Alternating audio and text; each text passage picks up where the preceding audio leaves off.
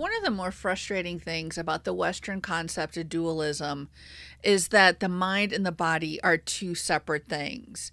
And what happens is there's this belief that within the system that we have, an individual is solely responsible for things like their mental health, what they achieve in life, what their goals are, how they live, how they present themselves. That all gets pushed back onto the individual for the individual's responsibility. And that really separates us from not just the idea that we're connected to one another and that we're connected to the broader universe. It also separates us in some way from our spirituality, because we are taught that our spirituality is something that we have to work on. We have to have that relationship with deity or a higher power or a higher self. And if we are unable to achieve that, then that is our fault. And there's a lot that goes into that. There's a lot of toxic positivity. There's a lot of spiritual bypassing. But a lot of it is rooted in the Western Cartesian idea of mind-body dualism. So in this show, I want to talk to you about the three things that I feel like go hand in hand and why they go hand in hand to help us live our embodied, authentic life. Stay tuned. You're listening to Feathermane Soul Wisdom, a podcast designed for people looking to live embodied lives and find their authentic selves.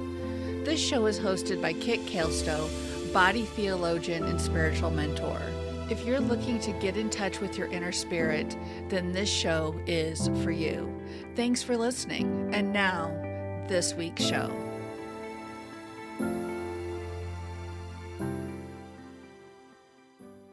Welcome back. I'm Kit Kaelstow, your host of Feathermane Soul Wisdom. Before I dive into this week's show and the three things that I believe are absolutely essential and required for us to fully realize ourselves as our fully embodied, authentic selves, I wanted to put out a little disclaimer. And that disclaimer is I'm going to be talking about nervous system regulation. And I want you to throw away any thoughts you have that come from our pop culture / psychology idea of nervous system.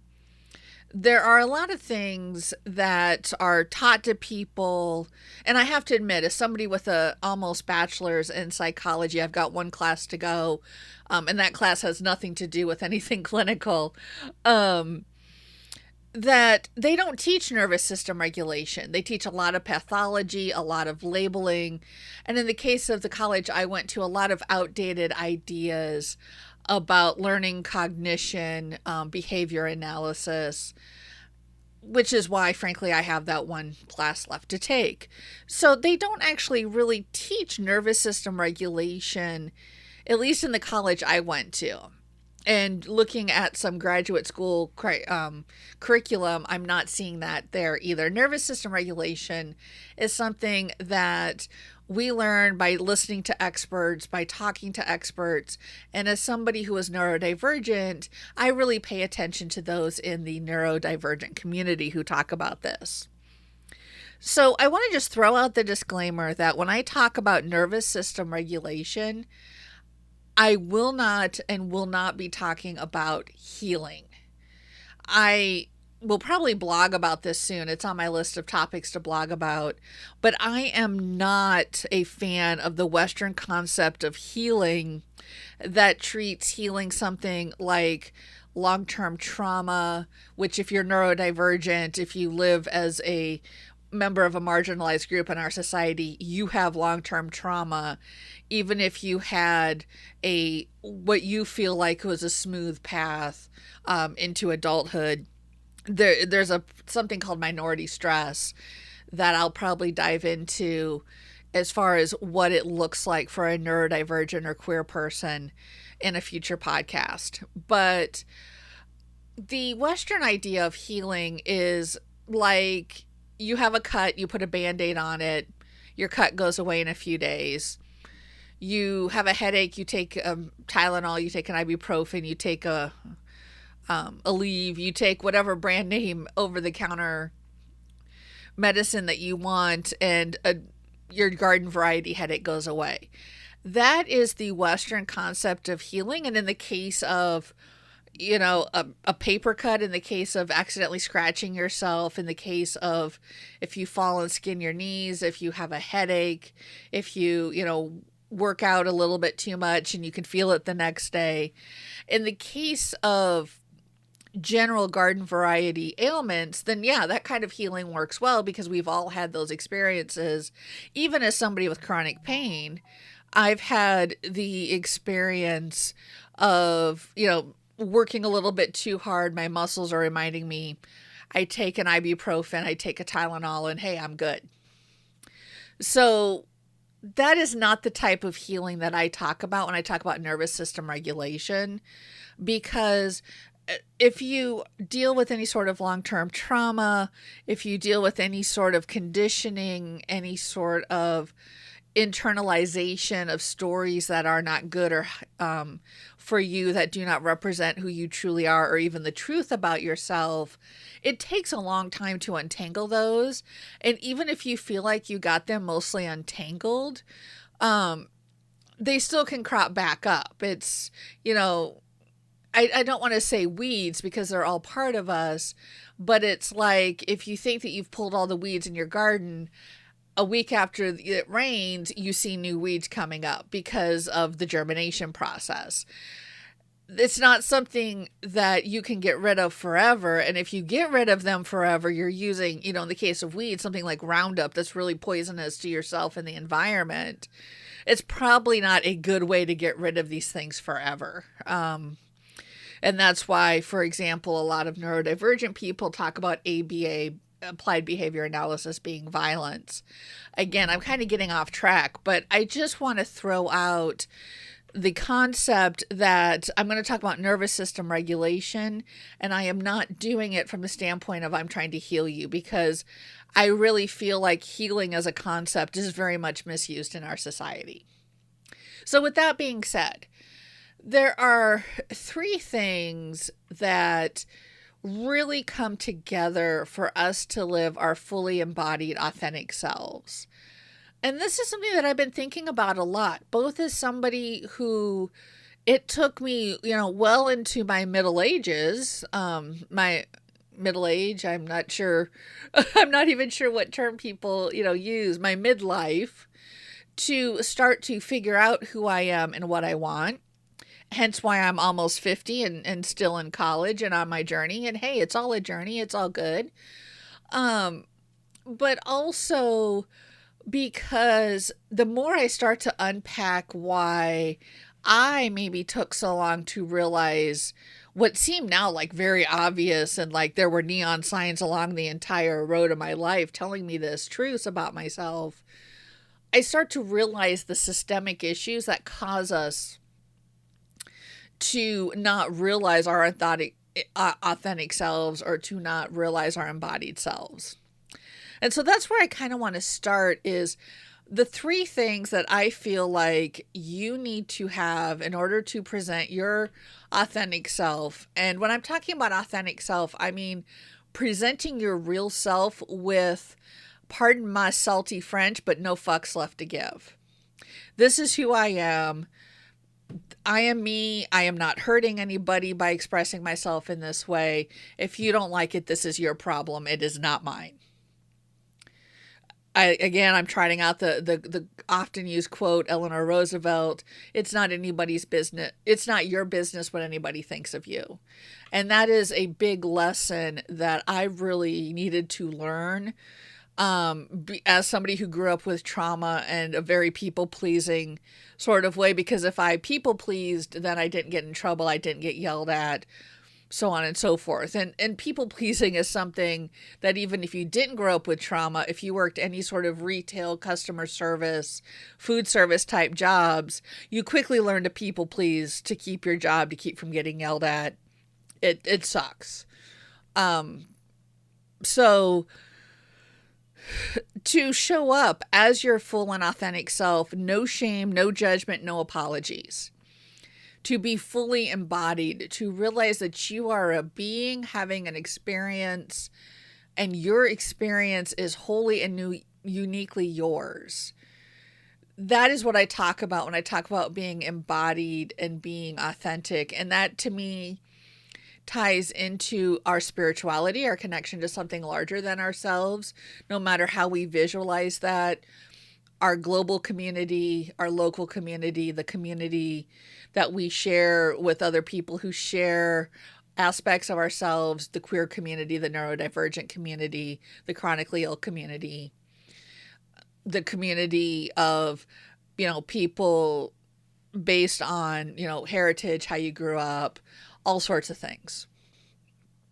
That if you show up like that, no apologies for being yourself, it takes a lot to get there. And when I talk about spirituality and that connection to something larger than yourself, I really want you to think about that as your core voice or your core higher self within. And the most important thing I feel that people need for this is nervous system regulation. And here's what I mean by that.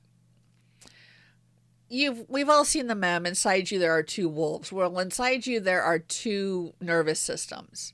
There is the sympathetic nervous system, which I always remember it S for stress. This is the nervous system, the fight or flight, freeze, fawn. This is the help, I'm in danger, what do I do? Something is happening, I need to react to it. Whether that's a stressful day at work, you're running late, you're stuck in traffic, customers being a bitch, whatever's going on, a physical threat or perceiving a physical threat or an emotional threat. This is your sympathetic nervous system that activates. Your other nervous system is your parasympathetic nervous system. And the way it's commonly explained is your rest and digest. It is the snake that curls up and sleeps after a big meal, the cat sleeping in the sun. It is a baby has a good meal, gets their stomach filled, takes a nap. It is you after eating a large meal, just, kicking back in your favorite chair, comfy blanket, something you like on the TV going, oh. That is your rest and digest parasympathetic nervous system. And it is within this nervous system, and let me note that this is like super, super simplified, but within this nervous system, within this paradigm within your body, again, resting, digesting, processing, memory happens here. Anything that isn't basically trying to save you from an imminent, tiger attack, bear attack, whatever, shark attack, whatever, danger you perceive out there, anything that's not imminently saving you from that is activated in that parasympathetic nervous system. So that's where we want to hang out.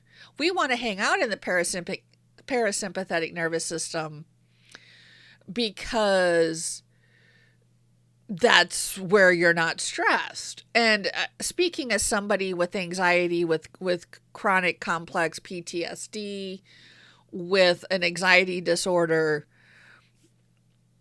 you live a lot in that sympathetic nervous system with those conditions. If you are neurodivergent, I've seen a lot of talk lately about the time and the pressure and the stress that it takes to, am I doing this okay? Are people looking at me weird?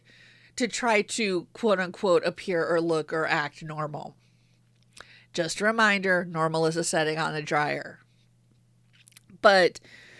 And I still can't believe the number of people who say they haven't heard that. But anyway, so nervous system regulation is a big one. And one of the common things that's pushed is deep breathing and breath work. And I've also talked about the 5 senses, activating your 5 senses, grounding, and meditation, but a lot of these are pushed in a pop culture way that, one, is geared towards neurotypical people, and 2, that would be, I don't want to say dangerous, but could be harmful or triggering to people with trauma. And breathwork is a great example of this. Even now, as somebody who is a certified meditation teacher, as somebody who has taken classes on pranayama, which is yoga-based breath work, different ways of breathing. As somebody who has really taken a deep dive into this for several years now, any type of breath work that has me count my breaths will stress me out, will have the total opposite impact. And that is very common for people that experience trauma. First, because holding your breath is a stress response. Second, because again, there's that neurodivergent, am I counting right? Am I counting too fast? Am I counting too slow? Oh my gosh, I just inhaled a little bit. Did I ruin it all? The brain, and it could be the ADHD as well, but there is trauma there in doing things right. And so a lot of those things that are pitched, like everybody thinks meditation is clearing your mind. We have to learn how these things work for us, and we have to learn how these things react in our body, because we are all different, and no two people, if I give you a breathing exercise, no two people are going to feel exactly the same about it. So learning and exploring nervous system regulation is a great way to start living authentic and embodied. And here's why. Because if you can regulate your nervous system to feel comfortable, and again, I really want to stress, I am not trying to regulate to some sort of societal norm or some sort of this is how you should be. I want you to feel like you're not going to run away in your own skin. I want you to feel comfortable. I want you to feel like you are calm and steady and not being pushed off kilter. That's what a regulated nervous system is, because stress happens, things happen. We are always going to have things that come at us real fast. A regulated nervous system allows us to not blindly react to them. And this is something that I have noticed quite a bit, that since I've really, really focused in on this work, I may still do that blind reaction, but then it's not as long. And I usually come back to it even, as quickly as like 5 minutes or so and go, wait a minute, this is my trauma speaking. This is coming from this part of me. This is what's going on. And then I can start to look at things from that well-grounded, well-balanced position. And, sometimes things are exactly what they look like, but sometimes I can say, no, this is coming from a younger, earlier version of me. Give that younger, earlier version of myself some love and support. Hey, I've got you. Current me has got younger me. I've got your back. I will stand up and protect you. And you can work at it that way. Our society is not built for nervous system regulation. We have the 24/7 information stream. We're always plugged in, turned on. Somebody's yelling at us about something. And as much as I could talk a lot about the current political situation and what's going on, I have to say that one of the biggest gifts that the end of 2024 has given me is basically starting to go, okay, are they actually informing me, or are they just recycling bullshit to get me upset? I guess this is a cussing episode, and that's okay. But no, it is. And so that helps me, again, regulate my nervous system. That's a tool I use. I am very deliberate about what news sources I turn into. We have this 24/7 stream, social media, and I'm even aware of how different platforms manipulate or don't the algorithm. And so, for example, I like Blue Sky. I'm having a lot of great conversations on Blue Sky.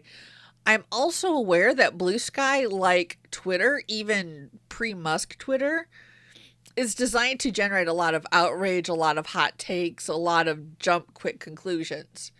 I can tell there's a difference in my nervous system when I am on Blue Sky versus my highly curated and very probably narrow Mastodon feed.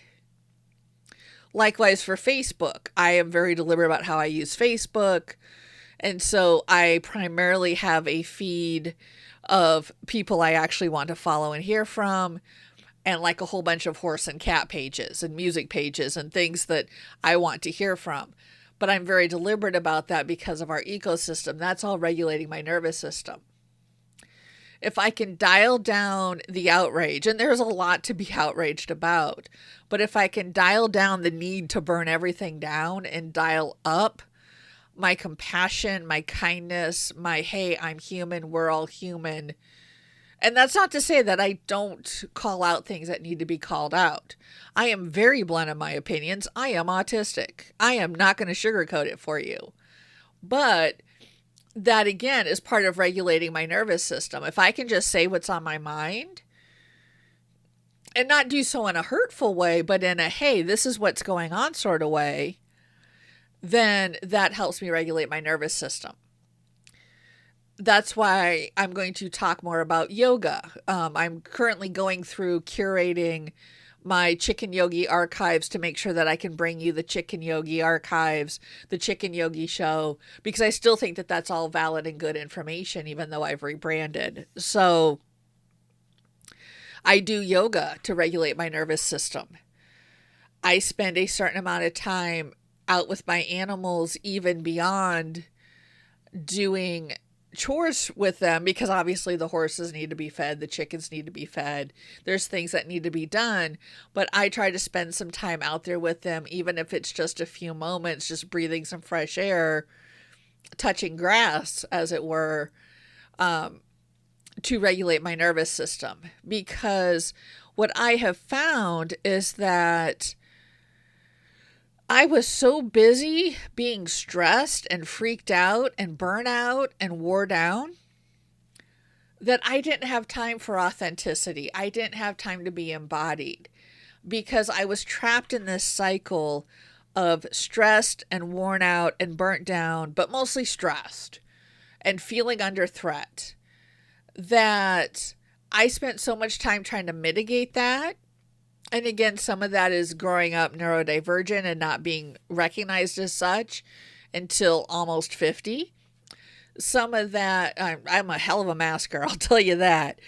Some of that is working in a toxic work environment where I thought that they treated me like friends. I thought that I was part of their friend group, and I really wasn't. Part of that is working at a large corporate financial firm that is so big and so large that they didn't have to follow the Americans with Disabilities Act, because that act relies on me to sue them, and you're not going to sue your employer if you're afraid of losing your job. There's a whole lot of factors, but the bottom line is, as long as my sympathetic nervous system is activated, that kept me from being authentic, and that kept me from being embodied. So my first goal and my first suggestion is to start to do the hard work. And it's not easy. And it requires, spiritual work. It may require the help from mental health professionals. But again, it may take a while to find the right fit for that. And that's nothing wrong with you. That is just how our system is set up. So then we want to talk about being embodied. And being embodied, a lot of it is just giving yourself grace and understanding that you are human, we're all human, and humans are messy. And to not pass judgment on thoughts, feelings, emotions, the way your body moves or doesn't move, what your body does or doesn't do, how your body does or doesn't respond.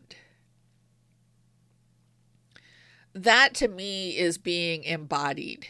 Because again, if you are trapped in work, eat, sleep, work, eat, sleep, work, eat, sleep, because your sympathetic nervous system has you trapped there, there is no room for grace. There is no room for thinking about the voices that, may send you messages or may send you stories that you grew up with or internalized.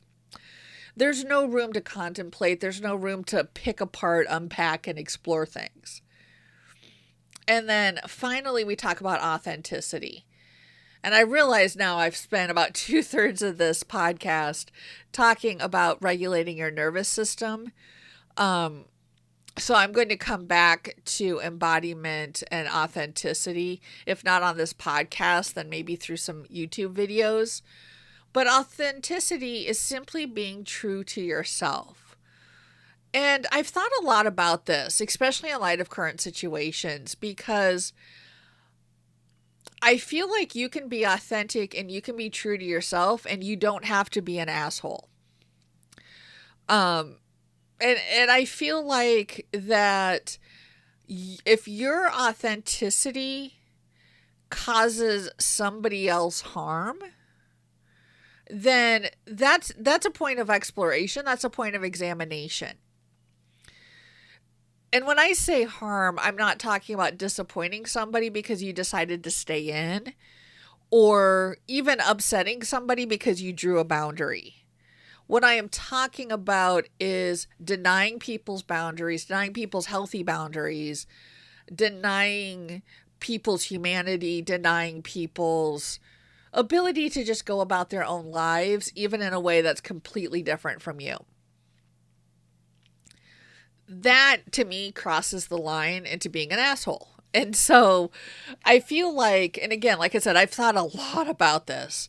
I live in rural Missouri. I've thought a lot about this, and trying to find where the middle ground is, or where the line is between being embodied and authentic and infringing on somebody else's rights or meanings. And this is still a work in progress, and I would love to hear how you're working with that. But to me, you can be authentic as long as you are not causing deliberate, malicious harm to somebody else. So again, as long as you are not denying somebody's humanity, as long as you are not denying somebody who, a chance to live their own life that doesn't affect you in any way, a chance to,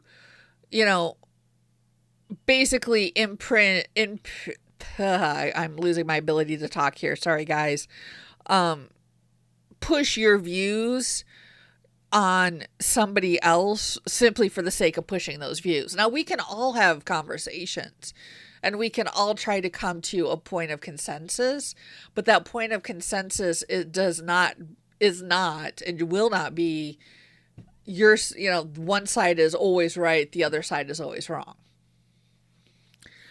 The point of consensus is, hey, this is why I believe that. Okay, fine. Does that count for me? And I think I'll make some notes here. I think I'm going to do some more podcasts on this because I feel like it deserves some unpacking. But being authentic is, hey, I feel better when I dress this way. I feel better when I wear my hair this way. I feel better when I pursue these interests. I feel better. This is who I am. Talking about, for example, my spirituality. That is me being authentic. And that is why I bring these podcasts to you, foibles and all, even when words escape me. Thank you, brain fog. To me, that's being authentic. And I know there is this, social media perfect world out there that would say, oh no, you should cut that out. You should edit that out. To me, being authentic, it doesn't hurt anybody if I stumble over a word. I guess you could argue it might hurt me because somebody might laugh at me, but if somebody laughs at me, that's their problem. That's not my problem. We all stumble over words from time to time. And if somebody laughs at me for that, well, then that's being ableist. That is, to me, authenticity. And it takes regulating the nervous system to come back to that. It takes having a regulated nervous system to not have that hit a really big trauma wound I have about being made fun of or laughed at. And now, now that I am working and exploring and unpacking that, I know that current me has younger me's back on that. Current me would kick the shit out of the people who bullied younger me, to be very honest with you. But the thing is, that's all goes together. I couldn't be authentic without being fully embodied and realizing that I am a fully embodied being. I could not have a regulated nervous system without having a lot of authenticity in my life. I couldn't have a regulated nervous system without a lot of body acceptance and being embodied. They all three go hand in hand, to get back to to my core thesis here. And I feel like these three things really help us work together to be our authentic embodied selves, and to do so in a way that connects us with our higher self, or with our inner self, with our soul, with whatever you call it. That when we are connected to that, then we can see how we're connected to others. And then you can start to see, if you feel like you're connected to others, you're going to try really hard not to maliciously hurt other people. That doesn't mean don't stand up for yourself. That doesn't mean don't participate in self-defense. But that means examining what you're doing and making sure that your actions aren't crossing a line. So we're at half an hour here. I kind of want to leave it here for now, but I'm also aware that there is so much more we could say on this subject. So let me brainstorm a bit. Let me put some more ideas on my spreadsheet of ideas, and I'm sure we'll be talking about this in the future. Thanks so much for listening. I hope you've enjoyed this episode of the Feather Mane Soul Wisdom Show. And, like, comment, subscribe, drop me a comment, drop me a note. I look forward to hearing from you. Thank you. You've been listening to the Feather Mane Soul Wisdom Podcast, hosted by Kit Kilstow. Learn more about Feather Mane Soul at feathermanesoul.com. Kit's passionate about embodied living and finding authentic joy by connecting with yourself and others. Kit loves working with neurodivergent, chronically ill, or disabled individuals, as well as anyone who wants to reclaim the stories and find new stories for them. Music is Running with the Horses by Purple Planet Music. This podcast is hosted on the Muse Charmer Media Network. Find out more by visiting the podcast website and following the links to Muse Charmer. Please don't forget to like, subscribe, or follow the podcast at your favorite podcast listening or social media site. Thank you.